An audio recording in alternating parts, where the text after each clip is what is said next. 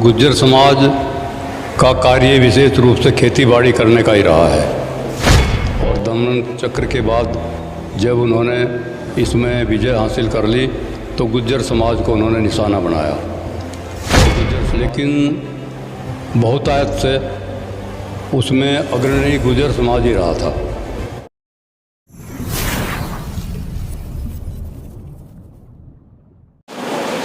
नमस्कार दोस्तों, स्वागत है आपका इतिहास सीरीज में और मैं आप सभी के साथ प्रशांत धीमान। आज मैं गुर्जर समाज के ऐसे शख्स के पास पहुंचा हूं जिन्होंने गुलामी का समय भी देखा है और उस समय में वो कई चीज़ों को जानते भी हैं और उस समय की कई चीज़ों को वो आज तक धरोहर के तौर पर याद रखे हुए हैं। वो हमें बताएंगे कि गुर्जर समाज आज़ादी से पहले किस तरीके से था, किस अर्थव्यवस्था कैसी थी गुर्जर समाज की और गुर्जर समाज ताकतवर कितना था और आज का गुर्जर समाज वहाँ उस समय के गुर्जर समाज से कितना अलग है। तो मेरे साथ मौजूद हैं चौधरी वीर सिंह जी, जो हेडमास्टर भी रहे हैं और गुर्जर समाज से हैं। बहुत बहुत स्वागत है आपका हमारा हिंदुस्तान पे। धन्यवाद साहब। मैं आपसे जानना चाहूँगा कि आज़ादी का पहले का समय आपने देखा है, उस समय गुर्जर समाज कहाँ था? गुज्जर समाज का कार्य विशेष रूप से खेती बाड़ी करने का ही रहा है और सामान्य रूप से अपने जीवन निर्वाह तक ही इनका जीवन रहा। कोई बहुत ऊंचा स्तर इनके जीवन का नहीं था। लेकिन गुज्जर समाज में एक मौलिक गुण है कि ये कभी अत्याचार बर्दाश्त नहीं करता। जब इन्होंने देखा कि अंग्रेज़ भारतीय लोगों के ऊपर नाना प्रकार के अत्याचार कर रहे हैं तो गुज्जर का खून खौलना स्वाभाविक था और इन्होंने अंग्रेज़ों के साथ में संघर्ष करने का मन बनाया और सब लोग घरों से निकल करके लड़ने के लिए तैयार हुए। अंग्रेज़ जहाँ भी मिलता था उसको यातनाएं भी दी और उनकी किसी भी व्यवस्था को खंडित करने का भी प्रयास किया और प्रयास किया कि किसी तरह से अंग्रेज़ यहाँ से भाग जाए। वैसे सभी लोग इस काम में लगे हुए थे, लेकिन गुज्जर जाति इस क्षेत्र में क्या बल्कि पूरे क्षेत्र भारत में ही गुज्जर जाति की भूमिका अंग्रेज से संघर्ष करने में प्राथमिकता पर रही। प्राथमिकता में रही उस समय में। लेकिन जैसे कि आज देखा जाता है कि गुर्जर समाज संपन्न है धन धान्य से, खेती से। उस समय भी क्या गुर्जर समाज खेती से संपन्न था? उस समय की संपन्नता तो चूँकि गुलामी का समय था, संपन्नता उस समय अच्छी नहीं थी, लेकिन नॉर्मली अपना जीवन यापन करने में सक्षम थे।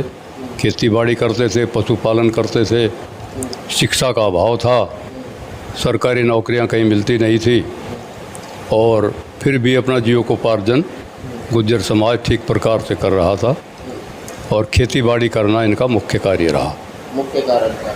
लेकिन क्या सरकारी प्रशासन में ऐसा कोई गुर्जर बिरादरी के अधिकारी हुआ करते थे उस समय में, या गुर्जर हमेशा खिलाफत करते थे अंग्रेज़ों की? गुज्जर एक दो कोई ऐसा होगा जिसको मुझे ज्ञान नहीं है इस चीज़ का। उस समय भी कुछ लोग थे, जैसे मिरकपुर गांव के काला सिंह चेयरमैन रहे हैं ज़िले के उस समय और उनकी बात बहुत अच्छी चली है। इसी प्रकार से दूधले वाले थे संगत सिंह, मंगत सिंह और भी दूसरे कुछ लोग ऐसे थे जिनकी सरकार में बड़ी मान्यता थी, उनका सम्मान था और सरकार का वे सहयोग भी करते थे। लेकिन देश प्रेम की भावना उनमें अलग ही थी। यदि कहीं किसी भारतीय के ऊपर कोई अत्याचार होता नज़र आता था तो गुज्जर उसके लिए लड़ने मरने के लिए तैयार हो जाते थे, पीछे नहीं हटते थे।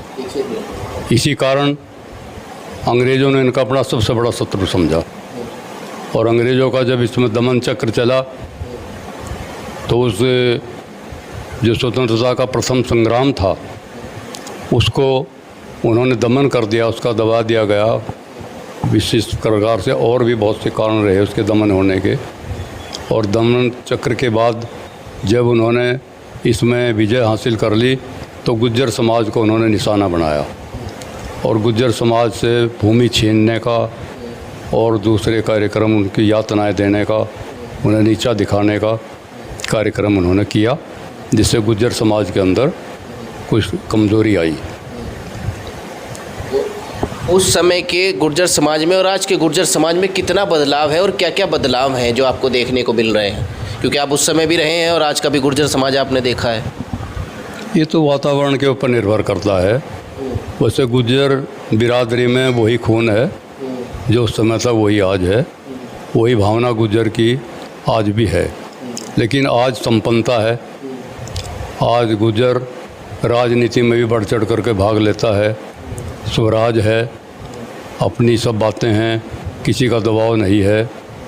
शिक्षा का भी प्रचार हुआ है, प्रसार हुआ है, अब हर घर में शिक्षित हैं और गुर्जर बिरादरी काफ़ी उन्नति के शिखर पर चढ़ती हुई जा रही है। हर दृष्टिकोण से गुर्जर बिरादरी इस समय सफल नज़र आती है। हाँ, बात की जाए, अगर आप रहे हैं आज़ादी के समय में, वो आपने देखा होगा, पहला दिन आप बता रहे थे कि आपने पहली सुबह देखी है, वो किस तरीके की रहे, बताएंगे आप एक बार? क्या उस समय सर्व समाज ने जश्न मनाया था या नहीं मनाया था, किस तरीके से हुआ था? हाँ, उस समय तो चूँकि हमारे क्षेत्र में गुर्जर बाहुल्य क्षेत्र है ये, वैसे तो सभी लोग उसमें शामिल हुए थे, लेकिन बहुतायत से उसमें अग्रणी गुर्जर समाज ही रहा था, क्योंकि गुर्जर समाज संख्या में यहाँ ज़्यादा था और सब जगह हर कार्यक्रम में इन्हीं की भूमिका देखने योग्य होती थी। वैसे सहयोग सबका ही था। जश्न किस प्रकार से बनाया था गुर्जर समाज ने? गुर्जर समाज ने स्वतंत्रता प्राप्ति के बाद जगह जगह गोष्ठियाँ की, अपने नेताओं का सम्मान किया और विशेष रूप से हमारे क्षेत्र में तो महंत जगन्नाथ दास जी थे, गुर्जर थे और वही अग्रणी कार्यकर्ता थे, नेतृत्व वही करते थे।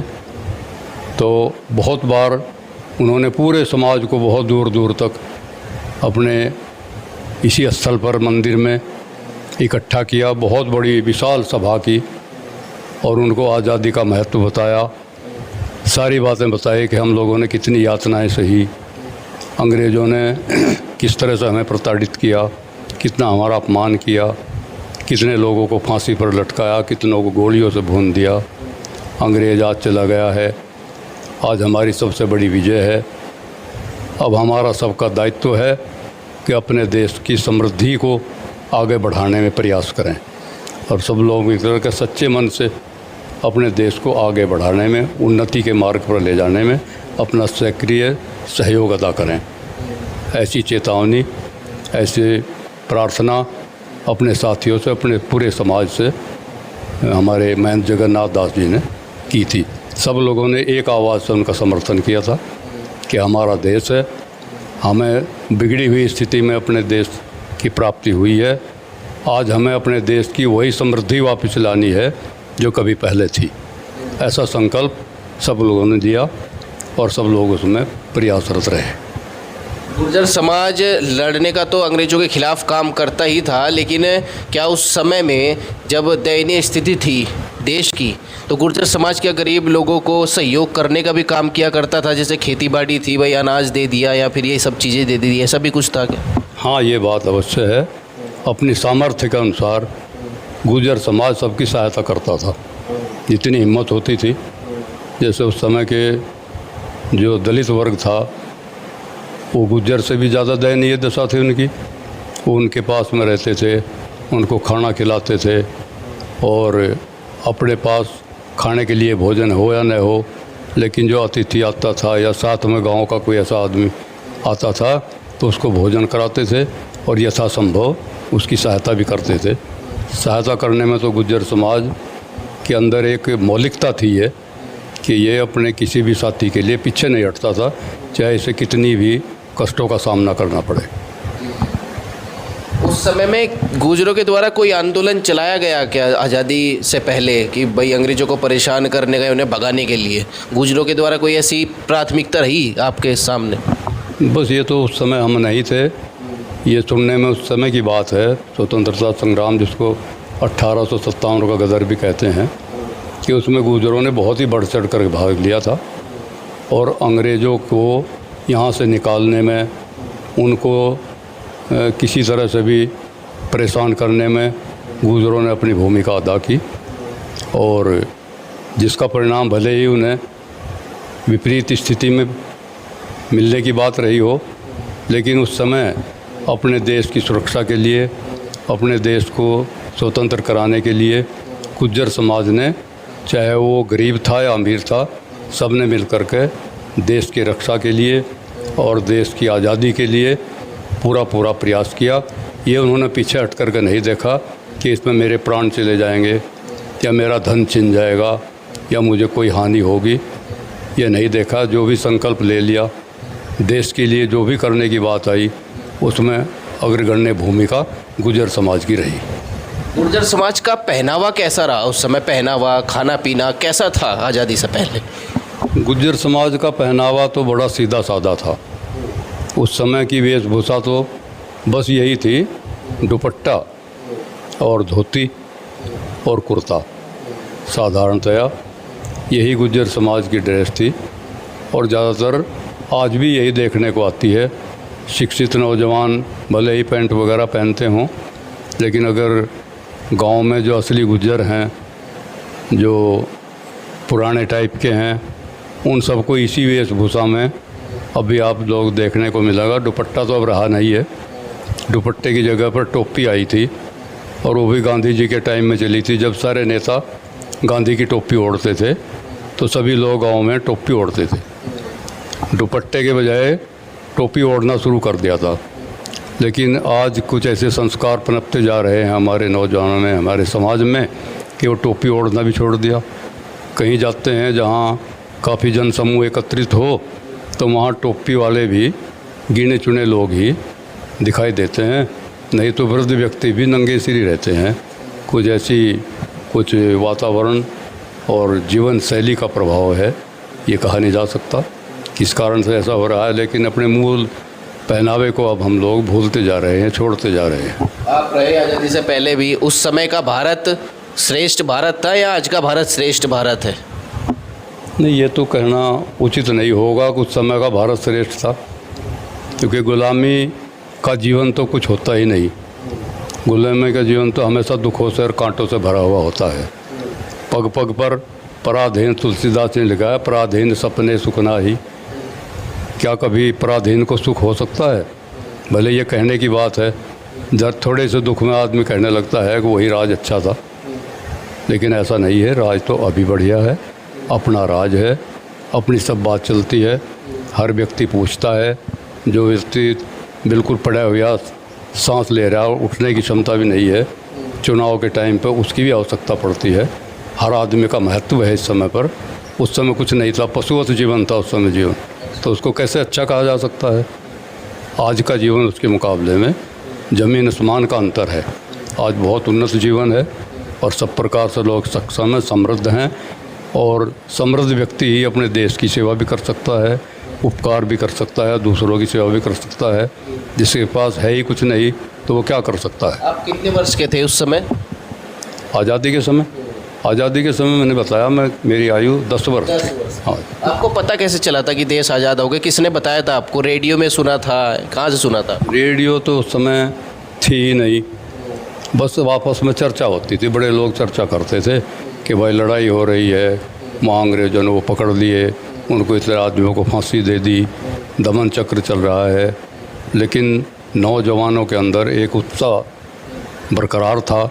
सब लोग, विद्यार्थी भी स्कूल कॉलेज छोड़ करके, वो भी हमें थोड़ा थोड़ा याद है, जो करो या मरो का जो आंदोलन चला था, नहीं गांधी ने चलाया था, तो उसमें हर आदमी के अंदर ऐसे जज्बात बढ़े थे कि विद्यार्थी भी स्कूल कॉलेज छोड़ करके उस लड़ाई में शामिल होने का काम किया, लड़ने के लिए सामने आ गए। गोली खाने की किसी ने परवाह नहीं हुई, बिल्कुल अपने प्राणों को हथेली पर लेकर के अंग्रेज़ों को यहाँ भगाने का संकल्प लेकर के, उस संकल्प शक्ति से सभी लोगों ने योगदान किया था। आपने किस किस को देख रखा है उस समय? गांधी जी या फिर जवाहरलाल नेहरू या कोई क्रांतिकारी भगत सिंह, किसी के बारे में अच्छे से सुना या देखा उस समय आपने? सुना तो सभी के बारे में है, सभी नेता आदरणीय हैं, सभी लोगों ने देश को बचाने में, देश को स्वतंत्र कराने में अपना भरसक प्रयास किया। लेकिन साथ उस समय पर किसी नेता का मैंने भाषण नहीं सुना, और कहीं ऐसी सभा में सम्मिलित होने का मौका नहीं मिला जहाँ बड़े नेता आए हुए हों। केवल एक बार जब मैं राजकीय दीक्षा विद्यालय देहरादून में शिक्षक की ट्रेनिंग प्राप्त कर रहा था सन 1957 में, तो उस समय पंडित जवाहरलाल नेहरू जी वहाँ आए थे और खुली जीप में उन्होंने हाथ जोड़ करके हम लोगों का अभिवादन स्वीकार किया था। इतना मुझे याद है। इतना याद। हाँ। आज भारत के प्रधानमंत्री नरेंद्र मोदी हैं, घर घर तिरंगा की बात चल रही है। उस समय के प्रधानमंत्री आपने देखे थे, आज के प्रधानमंत्री कैसे लगते हैं आपको? वैसे तो देखो, देश के प्रति देश प्रेम की भावना प्रत्येक प्रधानमंत्री के अंदर ही रही है। ये कहना तो उचित नहीं होगा किसी के अंदर देश के प्रति अच्छी भावना नहीं थी। सभी के ने अपने अपने कार्यकाल में देश को उन्नति के शिखर पर ले जाने का भरसक प्रयास किया। लेकिन आज यदि नरेंद्र मोदी जी की बात की जाए तो नरेंद्र मोदी का व्यक्तित्व ऐसा है जिसके बारे में कोई तुलना नहीं की जा सकती।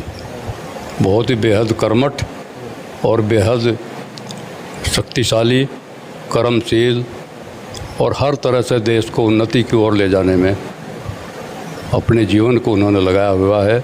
सब जगह उन्हें सफलता भी मिलती है। आज सुनने में आता है कि विदेशों में जब वो जाते हैं तो इतना सम्मान होता है। ये उनकी एक व्यक्तिगत उनके गुणों का ही आभास है। उनका आचरण, उनका स्वभाव, उनका व्यवहार ऐसा है कि जिससे देशवासी ही नहीं पूरी दुनिया उससे प्रभावित है। आज नरेंद्र मोदी का नाम दुनिया के कोने कोने में छाया हुआ है और इससे हम बड़ा गौरव महसूस करते हैं, गौरवान्वित होते हैं हम लोग। देखिए, ये थे वीर सिंह जी, जिन्होंने हमें बताया कि आज़ादी से पहले का भारत क्या था और आज का भारत क्या है, और गुर्जर समाज उस समय में कितना समृद्ध था और आज कितना समृद्ध है। बहुत बहुत धन्यवाद आपका मैं ये सब बताने के लिए वीर सिंह जी। बहुत बहुत धन्यवाद भाई जी, धन्यवाद आपका। पुनः मैं धन्यवाद अदा करता हूँ कि आपने मुझे इस योग्य समझ करके मुझसे वार्ता करने का समय दिया, अपना अमूल्य समय मेरे घर पर दिया। इस समय इस स्मृति को कभी भुला नहीं पाऊँगा। बहुत बार बार धन्यवाद आप लोगों का। देखिए दोस्तों, किस तरीके से हमें बताया। आप सभी को 75वें स्वतंत्रता दिवस की हार्दिक शुभकामनाएं और वीर सिंह जी की ओर से भी आप सभी को स्वतंत्रता दिवस की बहुत बहुत शुभकामनाएं। मिलेंगे फिलहाल अगली वीडियो में। इस वीडियो में बस इतना ही। नमस्कार।